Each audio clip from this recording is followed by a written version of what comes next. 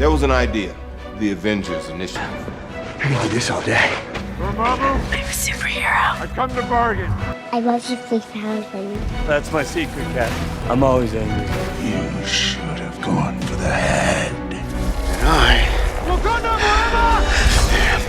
am Why is Gamora? Iron Man. We are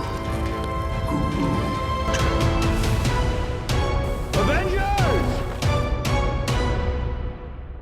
Assemble. Hello, and welcome to a special edition of Marvel Standom. I'm your host, Kirsten Howard. Back in July, Den of Geek attended San Diego Comic-Con, where we had the opportunity to interview a slew of talented writers from Marvel Comics.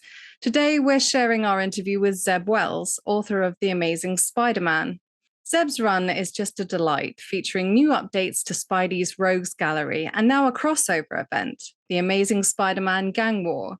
I'm going to turn it over to the interview Mike did with Zeb in a moment, but first we have a brief message about the sponsor of this episode, eBay. eBay is the premier destination for collecting comics both old and new. Whether it's that highly sought-after iconic comic or an obscure niche that speaks directly to you, odds are you'll certainly find it on eBay. Here's a list of comics that are must-haves for any fan of Spider-Man or Zeb Wells' world. Amazing Spider-Man 26. The Zeb Wells run of Amazing Spider-Man has been controversial to say the least, marked by surprising character developments and big changes to the status quo. But Amazing Spider-Man 26 was the one Marvel touted as the most shocking Spider-Man story in 50 years, making a knowing wink to the death of Gwen Stacy in 1973. Fans can debate that claim, especially after seeing who dies in the issue. But even if the main death doesn't meet expectations, there's no denying that Wells created a memorable issue, one sure to be the defining story of the writer's run. Hellions 1. The establishment of the mutant nation Krakoa has completely reinvented the X-Men and posed new challenges for the long-running franchise.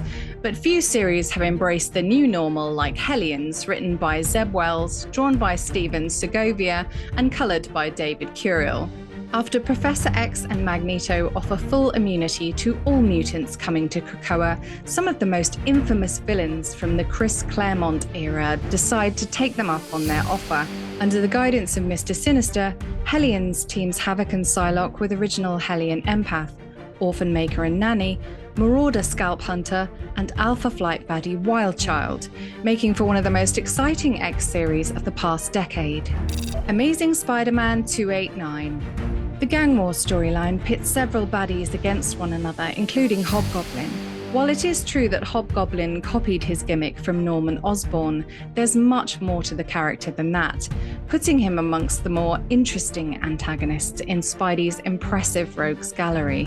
Written by the great Peter David, penciled by Alan Kupperberg and Tom Morgan, inked by Jim Fern, coloured by George Russos, and lettered by Rick Parker, Amazing Spider-Man 289 pays off a long-running mystery about Hobgoblin's identity. The answer will shock fans of the MCU Spider-Man movies and establishes Hobgoblin as a villain who could be anyone under his grinning mask. Shang-Chi, Master of the Ten Rings 1. Shang-Chi has been around for nearly 50 years, first introduced by Jim Starlin and Steve Englehart in 1975's Special Marvel Edition 15. But the Master of Kung Fu has been getting an extra push over the last few years, thanks in part to the MCU Phase 4 standout film, Shang-Chi and the Legend of the Ten Rings. Part of that renewed attention will be a major role in Gang War, where his allegiance to Spider-Man will be tested, while Shang-Chi, Master of the Ten Rings, finds Shang-Chi and his siblings trying to change their father's evil organization into a force for good. Amazing Spider-Man Annual 1. Gang War will hardly be the first time Spider-Man battles a legion of bad guys. Most famously, Spider-Man has battled the supervillain team-up the Sinister Six, a combination of baddies that usually includes Dr. Octopus, the Sandman, Mysterio, Electro, Kraven the Hunter, and the Vulture. This unholy alliance first formed in the classic Amazing Spider-Man Annual 1 from 1964. The story shows Spider-Man at his best, overwhelmed by an onslaught of his greatest foes but never giving up, balancing his duties as superhero and doting nephew to Aunt May. Although Spidey will go on to face greater odds later in his career, Amazing Spider-Man Annual 1 sets the mold. Head on over to ebay.com today to start or expand your collection. And now back to the show. What is up, everyone? Welcome back to the Den of Geek studio, and I have with me Mr. Zeb Wells. Good to see you again. Writer of The Amazing Spider-Man, ruiner of Peter Parker's life. Always. But actually, the one I feel most bad for right now, you're like the ruiner of poor Norman Osborn's life, dude. Like, what are you doing? I can't believe the words "poor Norman Osborn" just came out of my mouth. I think that's a big accomplishment for me. That people are feeling sorry for Norman Osborn. That's huge. Yeah, and like I felt like this, even at the start of your run, I was like, "There's no way I'm gonna still be feeling like sympathy for Norman Osborn like 6-8 months from now," and yet here we are. The latest issue was that number 28, 29? Yes, maybe 29. Where it's like, it finally feels like it's all about to go wrong for Norman in that last page. Yeah, he's having a hard time, and I think that was the challenge. Can we get it to a place where not only is it surprising if he does go back, but people are bummed that he does. Yeah, I'm bummed. Yeah. I'm bummed. But you know what I'm not bummed about though? Well, I figure I'll probably eventually be bummed about. Can we make some kind of deal where Ed McGuinness just draws Spider-Man forever? Like, he has been doing such fantastic work, and it's so much fun to have Johnny on one end that does such great, like classic Spider-Man artist who does very good street level. Just naturally, I tell brutal stories with Johnny because that feels like what his art likes to tell. But then you have Ed, who is so poppy and fun, and we have Rec Rap, who's a big dumb Spider-Man with a big dumb grin, and it makes Ed so happy to draw him, and Ed is having a great time, and I want Ed to continue having a great time so he continues drawing the book. Was that one Rec Rap cameo in 26 or 27? Was that just Ed's idea? Did you just get a page back with a big like 3/4 panel of Rec Rap and you're like, fine, I'll put an editor's note here? No. What we got was an email after I sent him the script where he was like, "What? No Rec Rap? Like, can I draw a little?" And I was like, "Okay. Next issue, I'll give you a page of Rec Rap." But you talk about working with John Romita, and I think the last time we spoke, I even kind of brought up how the first part of this Amazing Spider-Man run, I was like, man, this feels very much like a callback to like early to mid 80s Spidey comics in a way. And it was the choices of villains you were, it's Tombstone, it's Hobgoblin. And I'm like, oh, it's kind of a cool throwback Spidey run. And like a week after that interview, that all went out the window. And now you've been telling, I guess, the story that you were really brought here to tell. Yeah, but you saying that reminds me of what is happening in the future, where I do think Johnny is so good at the street level 80s stuff. So we just announced a big crossover called Gang War that Johnny will be drawing, and that we've started to seed, and we'll kick off in issue 39. And we're going to get back to the hardcore street level stuff that made Spider-Man so much fun in the 80s. Does the way that you write for an artist like John Romita, is it different than the way that you're writing when you know it's Ed McGuinness drawing? 1,000%. 1,000%. I would never hand John Romita Jr. an Ed script, and I would never hand Ed a John Romita script. Yeah, I just consider it such a collaboration because when I'm writing, I have John Romita's artwork in my head as I'm writing, and I'm writing it knowing that he's going to draw it and things that I want to see him draw. And then when Ed comes on, it is like, okay, well, we have to Ed this up. We have to make this fun for Ed to draw. And Ed always has fun ideas too. And you can't always get them all in, but I want my artists to be having a great time because I think that's when you get the best artwork. Just to think about, obviously you've gotten to play with Tombstone. You did a really cool Hobgoblin arc. Obviously Doc Ock is hanging around now. But in the midst of all of this, there have been all of these new characters and concepts like that have, we have Ben Reilly's new identity and costume, and that costume is pretty sharp. We have Jackpot in the picture now. Hallows Eve seems to be catching on pretty well. Yeah, definitely. So like, how are you kind of balancing the classic Spidey elements that you want you can't be writing the Amazing Spider-Man and not expect certain villains to have appearances, but like there are these really cool new characters that I think are going to have an impact down the road. Yeah, and I think most of those have come out of collaborations with artists. So it's been really fun. Hallows Eve, Ed was just chomping at the bit when I think I came up with that power set, and then he took it and completely ran with it. And I think you do have to balance it, because part of me as a Spider-Man fan, you're a Spider-Man fan, part of you just wants to play with the Spider-Man toys that you know and love. And so I think it's more kind of nudging yourself to create a character or new concept so that you're adding to the thing. You're not just doing stuff that people have done before. Full disclosure, I had fallen behind on the book, and so I was catching I knew there was a quickly. catch. Yes, I knew when yes. I came here there was a catch. So I had to catch up quickly.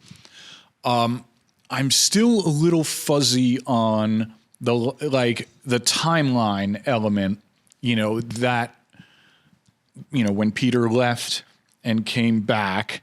Like, I understand time passed differently for Mary Jane than it did for Peter, but like, I'm just trying to figure out where we land now in relation to the rest of the Marvel universe.